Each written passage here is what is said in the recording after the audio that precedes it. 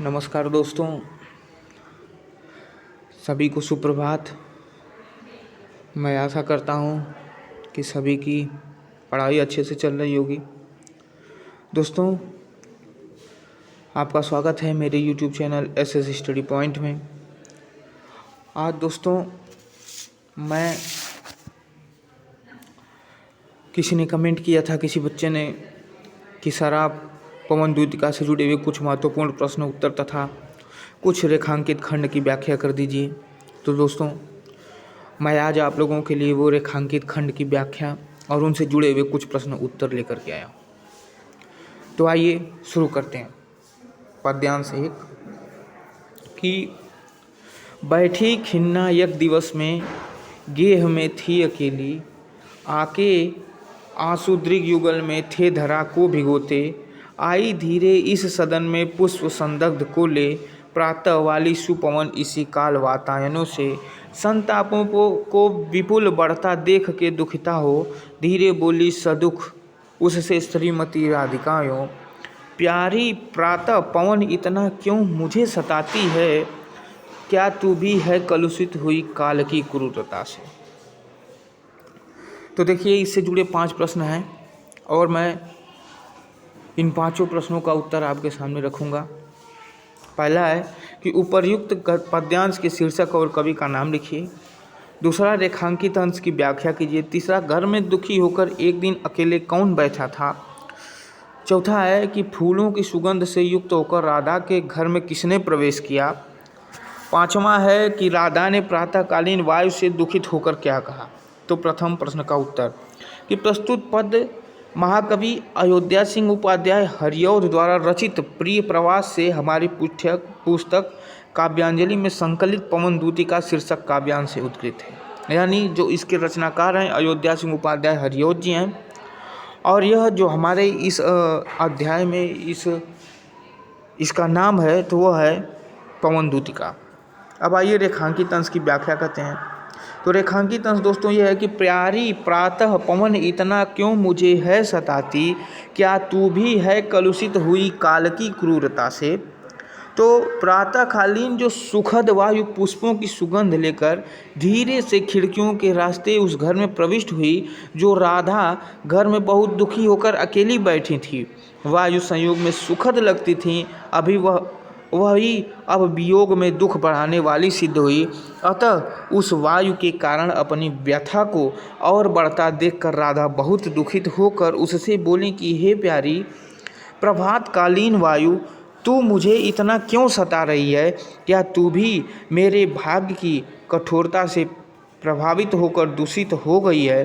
अर्थात समय या भाग्य तो मेरे विपरीत है ही, क्या तू भी उससे प्रभावित होकर मेरा दुख बढ़ाने पर तुली है, जबकि सामान्यतः तू लोगों को सुख देने वाली मानी जाती है। तीसरा प्रश्न था कि एक दिन घर में दुख से खिन्न होकर अकेले कौन बैठा था। तो एक दिन राधा घर में दुखी होकर अकेली बैठी हुई थी। चौथा प्रश्न दोस्तों था कि फूलों की सुगंध से युक्त होकर राधा के घर में किसने प्रवेश किया। तो फूलों की सुगंध से युक्त होकर राधा के घर में वायु ने प्रवेश किया था। राधा ने प्रातःकालीन वायु से दुखित होकर कहा कि हे प्रभातकालीन वायु, तू मुझे क्यों सताती है, क्या तू भी मेरे भाग्य की कठोरता से प्रभावित होकर दूषित हो गई है। तो दोस्तों, यह पद्यांश 1 की व्याख्या थी जो मेरे द्वारा आपके सामने रखा गया। अब आगे मैं पद्यांश 2 की बात करता हूँ। आइए ध्यान से सुनिए कि लज्जाशीला पथिक महिला जो कहीं दृष्टि आए, होने देना विकित वसना तो न सुंदरी तू सुंदरी को, जो थोड़ी विश्रमित हो वह हो गोद ले श्रांति खोना, होठों की और कमल मुख की म्लानताएं मिटाना, कोई क्लांता कृषक ललना खेत में जो दिखावे, धीरे धीरे परस उसकी क्लांतियों को मिटाना, जाता कोई जलद यदि हो व्योम में तो उसे ला, छाया द्वारा सुखित करना तप्त भूतांगना को। तो दोस्तों, पद्यांश जो है वो अयोध्या सिंह उपाध्याय के द्वारा रचित प्रिय प्रवास से लिया गया है और प्रिय प्रवास के पवन दूतिका से लिया गया है, जो हमारे काव्यांजलि में संकलित है। तो दोस्तों जो पहला प्रश्न का उत्तर तो ये हो गया। दूसरा रेखांकित खंड की व्याख्या। तो रेखांकित खंड है कि लज्जाशीला पथिक महिला जो कहीं दृष्टि आए, होने देना विकृत वसना तो न तू सुंदरी को, जो थोड़ी भी श्रमित वह हो गोद में ले शांति खोना, होठों की और कमल मुख की म्लानताएं मिटाना। तो आइए इसकी व्याख्या हम लोग करते हैं कि हे पवन, यदि तुझे मार्ग में कोई लाजवंती स्त्री दिखाई पड़े तो इतने वेग से न बहना कि उसके वस्त्र उड़कर अस्त व्यस्त हो जाएं और उसका शरीर उघड़ जाए, यानी जो वह वस्त्र हैं उसके शरीर से हट जाएं। इतना भी तेजी से तुम न बहना। यदि वह थोड़ी सी भी थकी दिखाई दे तो उसे गोद में लेकर, अर्थात उसे चारों ओर से घेर कर उसकी थकान मिटा देना, जिससे कि थकान के कारण उसके सूखे होंठ और मुरझाया हुआ कमल सदृश मुख प्रफुल्लित हो उठे।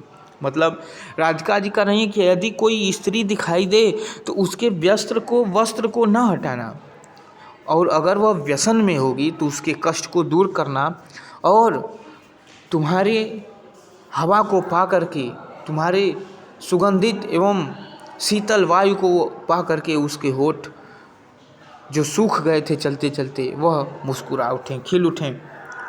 राधा पवन दूतिका से राह में पथिकों के साथ परोपकार का व्यवहार करने को कहती हैं। राधा ने पवन दूतिका को थकित कृषक स्त्री के ऊपर मेघ द्वारा छाया करने को कहा। जो आकाश में बादल उड़ते हैं उनको ला करके उस स्त्री के ऊपर छाँव कर देना, ताकि सूर्य का प्रकाश, सूर्य की तीखी धूप उस तक न पहुंच सके। कृषक ललना शब्द में तत्पुरुष समास होगा। कृषक ललना शब्द में तत्पुरुष समास होगा। अब आ जाइए पद्यांश 3 दोस्तों।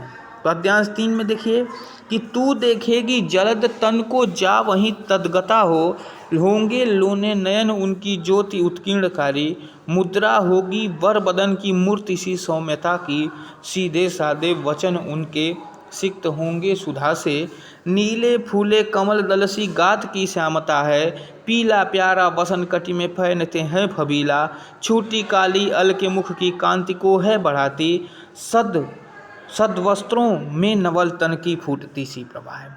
तो ऊपर के पद्यांश में के शीर्षक और कवि का नाम मैं पिछले पद्यांश में भी बताया, लेकिन इस बार में भी बता रहा हूँ कि जो उपर्युक्त पद्यांश है वह अयोध्या सिंह उपाध्याय के द्वारा रचित है और उनके प्रिय प्रवास रचना के पवन दूतिका से संकलित किया गया है, जो हमारी काव्यांजलि में समाहित है। और दोस्तों तो आइए अब हम इसके बाद रेखांकित खंड की व्याख्या करते हैं कि नीले फूले कमल दल सी गात की श्यामता है, पीला प्यारा वसन कटी में पहनते हैं फबीला, छूटी काली अल के मुख की कांति को है बढ़ाती, सद वस्त्रों में नवल तन की फूटती सी प्रभा है। तो दोस्तों इसमें राधा श्री कृष्ण के शरीर का वर्णन कर राधा कहते हैं कि हे पवन, वहाँ जाकर तू मेघ के समान शोभा वाले श्री कृष्ण को देखेगी।